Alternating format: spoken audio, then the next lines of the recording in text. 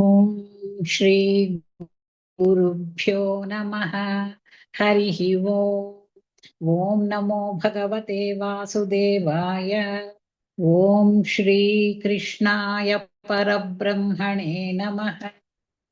अथ श्रीमन्नारायणीयम् षड्विंशतितमं दशकम् गजेन्द्रमोक्षवर्णनम्। इन्द्रद्युम्नः पाण्ड्यखण्डाधिराजः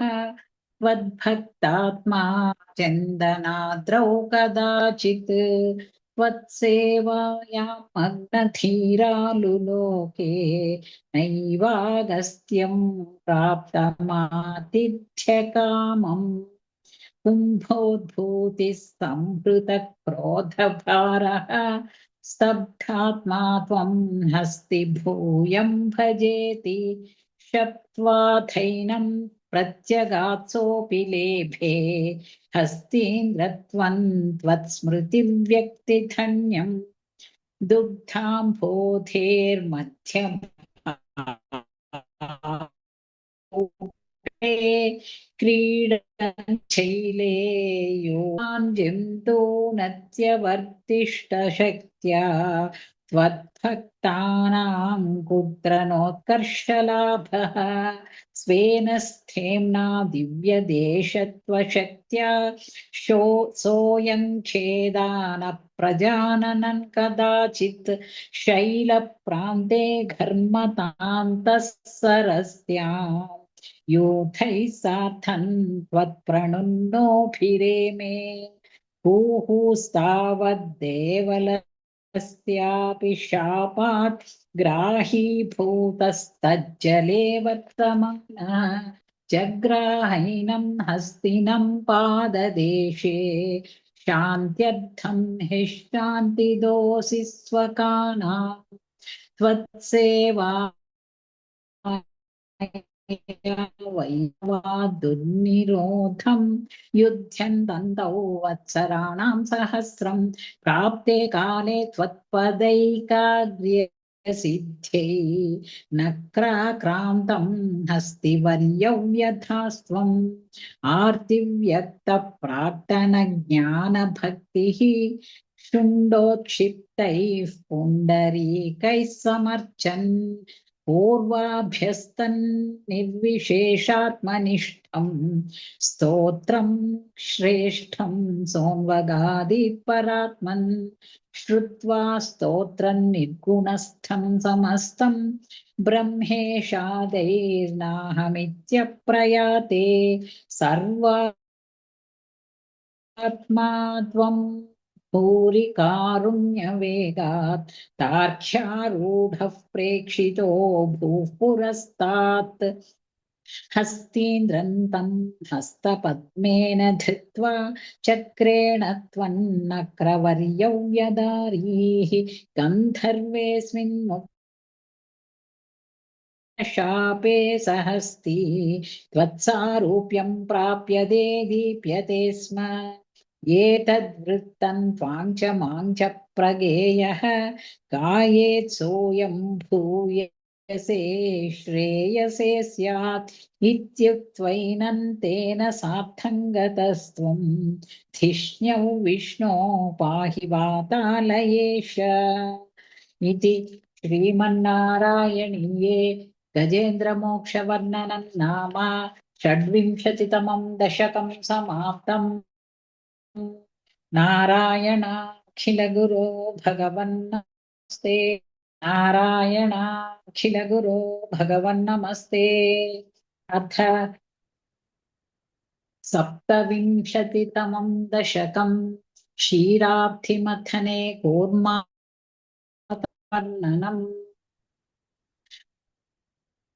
दुर्वासासुरवनिताप्तदिव्यमाल्यं शक्राय पदाय तत्र भूयः नागेन्द्रप्रतिमृदिते शिशापशक्रम् काक्षान्तिस्त्वदितरदेवतांशजान शापेन प्रथितजरेथ नित्यरेन्द्रे देवेष्यप्यसुरजितेषु निष्प्रभेषु शर्वाद्याः कमलजमेत्य सर्वदेवाः निर्वाणप्रभवसमं भवन्तमापुः ब्रह्माद्यैस्तुतमहिमा चिरन्तदानीं प्रादुष्यन् वरदपुरः परेण धाम्ना हे देवादितिजकुलैर्विद्धाय पीयूषं परिमथितेति पर्यशास्त्वं सन्धानं कृतवति दानवैः सुरौखे मन्थानन्दयति मदेन मन्दराद्रिं भ्रष्टेऽस्मिन् बदरमिवोद्वहन् खगेन्द्रे सद्यस्त्वौ विनिहितवान् पयः पयोधौ आधाय द्रुतमथ वासुकिंवरत्रां पादोऽधौ विनिहित सर्वबीजजाले प्रारब्धे मथन विधौ सुरासुरैस्तैः व्याजात्वं भुजगमुखे क्रोस्तारी क्षुब्धाद्रौ क्षुभितजलोदरे तदानीं दुग्धाब्धौ गुरुतरभारतो निमग्ने देवेषु व्यथिततमेषु तत्प्रियैषि प्राणैषिः कमठतनुं कठोरपृष्ठां वज्रातिस्थिरतरकर्परेण विष्णो विस्तारात् परिगतलक्षयोजनेन अम्भोधेः कुहरगवर्ष्मणा त्वं नङ्क्षितिधरनाथमुन्निने उन्मग्ने झटिधराधरेन्द्रे निर्मेधर्दृढमिह सम्मदेन सर्वे आविश्यद्वितयगणेऽपि सर्पराजे वैवश्वं यन्नविवृधस्तान् उत्थामभ्रमणजवोन्नमद्गिरीन्द्रन्यस्तैकस्थिर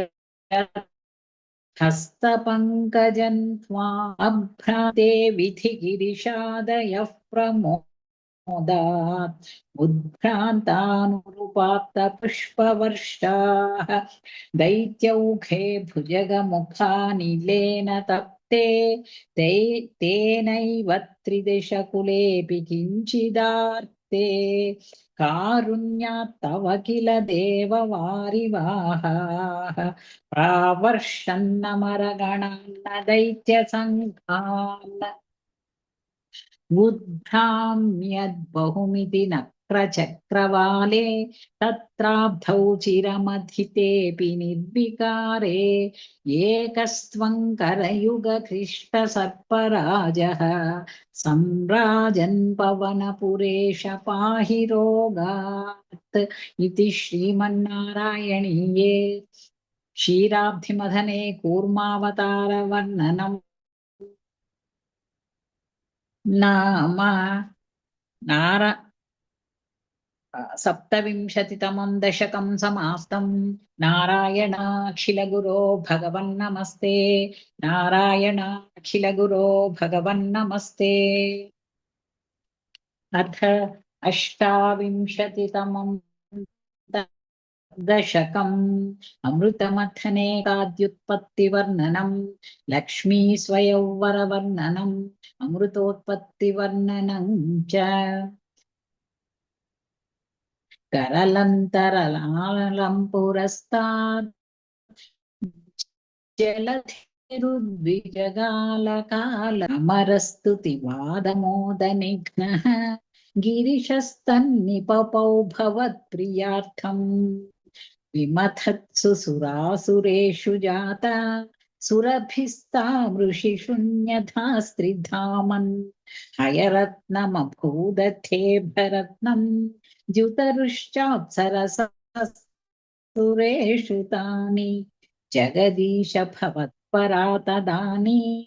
कमनीया कमला बभूव देवी कमलामवलोक्य या विलोलः सकलोऽपि स्पृहयां बभूव लोकः त्वयि दत्तहृदे तदैव देव्यै त्रिदशेन्द्रो मणिपीठिकाव्यतारीत् सकलोपहृताभिषेचनीयैः ऋषयस्तां श्रुतिगीर्भिरभ्यषिञ्चन् अभिषेकजलानुपातिमुग्धत्वदपाङ्गैरवभूषिताङ्गवल्ली मणिकुण्डलपीतचेलहारप्रमुखैस्तामरादयोन्वभूषन् वर्णस्रजमाप्तभृङ्गनादां दधती सा कुचकुम्भमन्दयाना पदशिञ्जितमञ्जुनूपुरा त्वां कलितव्रीलविलासमाससाद गिरिशद्रुहिणादिसर्वदेवान् गुणभाजोऽप्यविमुक्तदोषलेशान्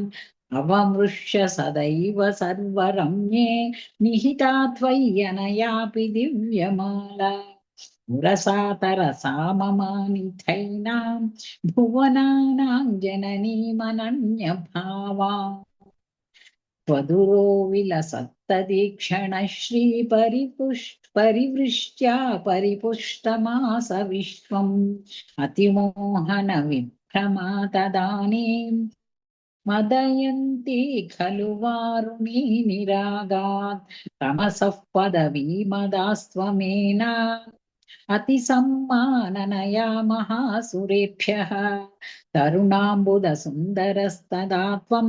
ननु धन्वन्तरिरुद्धितोऽम्बुराशेः अमृतं कलशे वहन् कराभ्याम् अखिलार्तिं हरमारुतालयेश इति श्रीमन्नारायणीये अमृतमथने कालकूटाद्युत्पत्तिवर्णनम् लक्ष्मी स्वयंवरवर्णनम् अमृतोत्पत्तिवर्णनम् चेति अष्टाविंशतितमं दशकं नारायणायो भगवन्नमस्ते नारायणाखिलगुरो भगवन्नमस्ते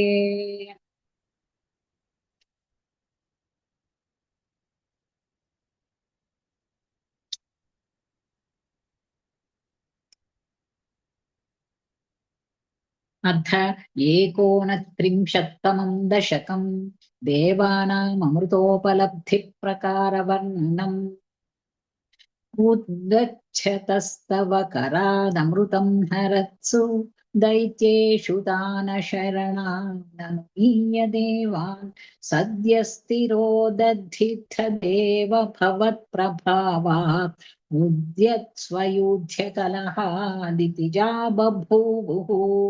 श्यामां रुचापि वयसापि तनुं तदानीं प्राप्तोऽसि तुङ्गकुचमण्डलभङ्गुरान् त्वं पीयूषकुम्भकलहं परिमुच्य सर्वे तृष्णाकुलाः प्रत्वदुरोजकुम्भे का त्वं मृगाक्षि विभजस्व सुधामिमामित्यारूढर विवशानभियाचतो मोन् विश्वस्य ते मयि कथं कुलटास्मि दैत्याः इत्यालपन्नपि सुविश्वसितानतानि मोदात् सुधा कलशमेषु ददत्सु सात्वं दुश्चेष्टितं मम सहध्वमिति ब्रुवाण पङ्क्तिप्रभेदविनिवेशितदेव दैत्याः लीलाविलासगतिभिः समदात्सुधान्ताम् अस्मास्वीयं प्रणयिनी च सुरेषु तेषु जोषं स्थितेष्वथ समाप्य सुधां सुरेषु त्वं भक्तलोकवशगो निजरूपमेत्य स्वद्भानुमत्थपरिपीतसुधव्यलावीः तत्सुधाहरणयोग्यफलं परेषु दत्त्वा गते त्वयि सुरैः खलु ते व्यगृह्णान् घोरेऽथमूर्च्छति रणे बलिदैत्यमाया व्यामोहिते सुरगणे त्वमिहाविरासीः त्वङ्कालनेमिमथमालिमुखाञ्जघ्रन्थ शक्रो जघानबलिजं फवलां सपाकान् शुष्कार्द्रदुष्करवथेन मुचौ च लूने फेनेन नारदगिराण्यरुणोरणं त्वं योषावपुर्दनुजमोहनम् माहितन्ते श्रुत्वा विलोकुतूहलवान् महेशः भूतैः समङ्गिरिजया च गतः पदन्ते स्तुत्वा ब्रवीदभिमतन् त्वमथोतिरोधाः आरामसीमनि च कन्दुकघातलीलालोलायमाननयनाङ्कमणिं मनोज्ञा वामेश वीक्ष विगलद्वसनां मनो भूवेगादनङ्गरिपुरङ्गसमालिलिङ्ग भूयोऽपि विद्रुतवतीमुपधान्य देवः वीर्यप्रमोक्षविकसत्परमार्थबोधः वन्मानितस्तव महत्त्वमुवाच देव्यै तत्तादृशस्त्वमववात निकेतनाथ इति श्रीमन्नारायणीये देवानाममृतोपलब्धिप्रकारवर्णनं नाम 39तमं दशकं समाप्तम्। नारायणाखिलगुरो भगवन्नमस्ते। नारायणाखिलगुरो भगवन्नमस्ते। अथ 30तमं दशकं वामनावतारवर्णनम्। शक्रेण संयति हतोऽपि बलिर्महात्मा शुक्रेण जीविततनुः क्रतुवर्धितोष्मा विक्रान्तिमां भयनिलीनसुरान् त्रिलोकीं चक्रे वशे स तव चक्रमुखादभीतः पुत्रार्तिदर्शनवशाददितिर्विषण्ण तङ्काश्यपन्निजपतिं शरणं प्रपन्ना त्वत्पूजनन्तदुदितं हि पयोव्रताख्यं सा द्वादशाहमचरत् त्वयि भक्तिपूर्णा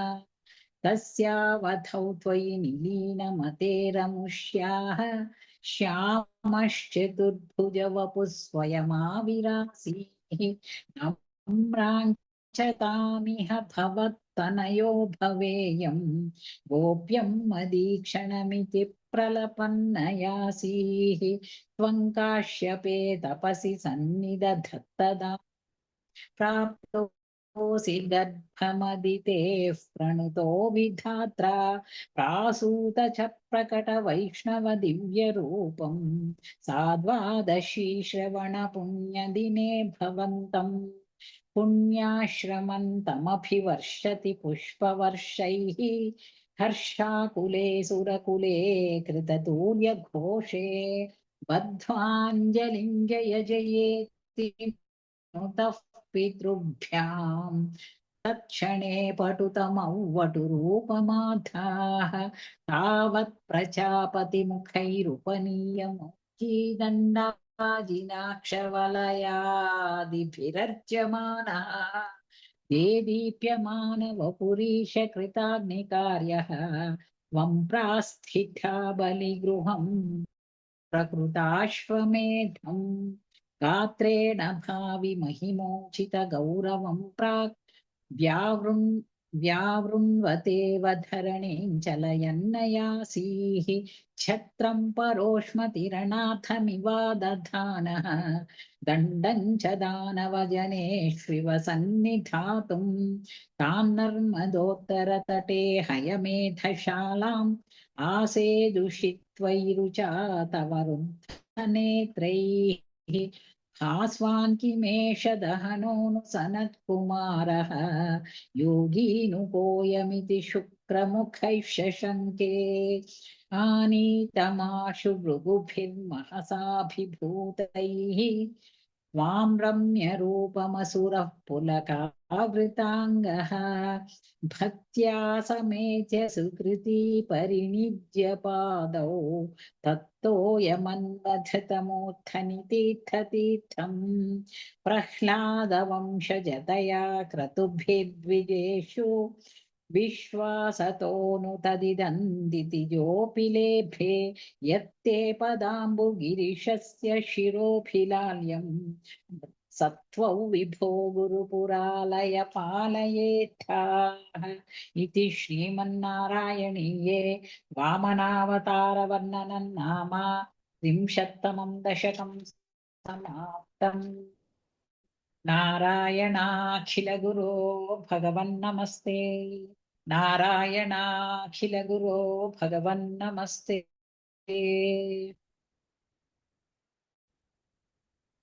अथ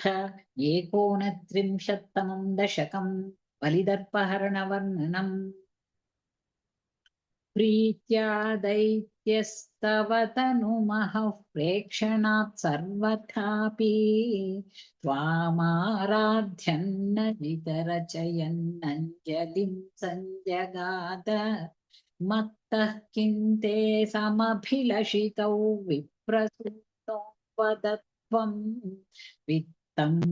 भक्तं भवनमवनि वापि सर्वं प्रदास्ये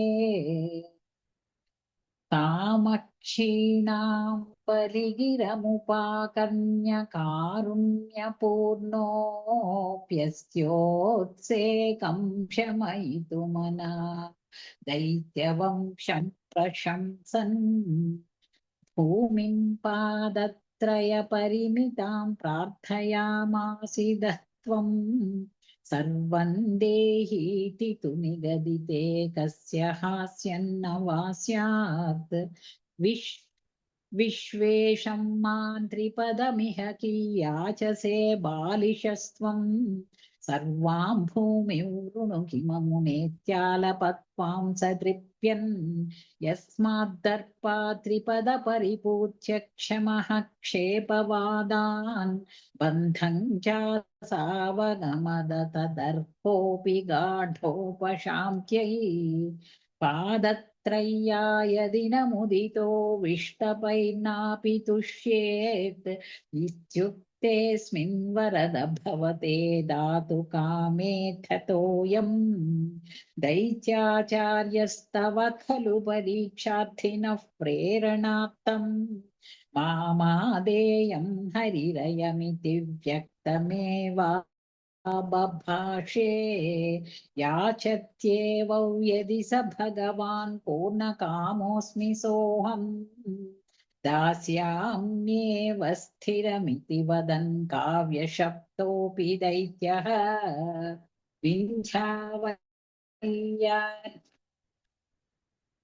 विन्ध्यावल्या निजदयितया दत्तपाद्याय तुभ्यं चित्रं चित्रं सकलमपि स प्रार्पयत्तोयपूर्वं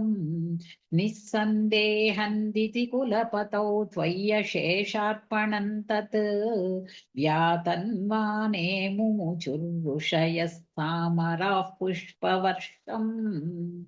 दिव्यं रूपं तव च तदिदं पश्यता विश्वभाजाम् उच्चैरुच्चैरवृथदवधीकृत्य विश्वाण्डभाण्डम्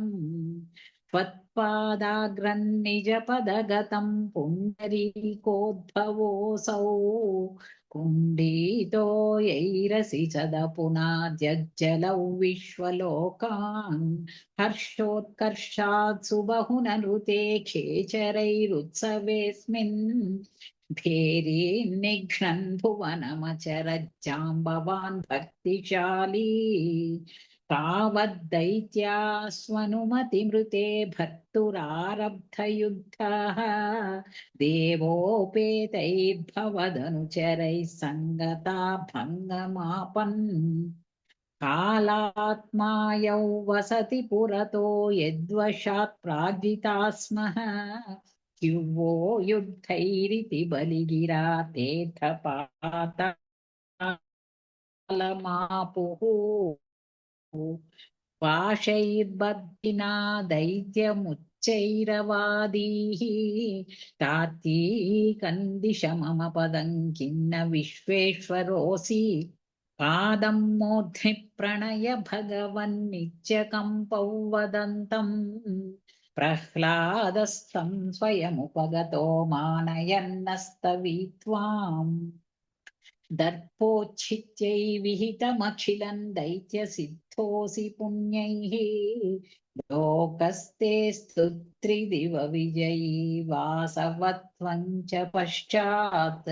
मत्सायुज्यं भज च पुनरित्यन्व गृह्णा बलिं तं विप्रैः सन्तानितमखवरः पाहि वातालये च इति श्रीमन्नारायणीये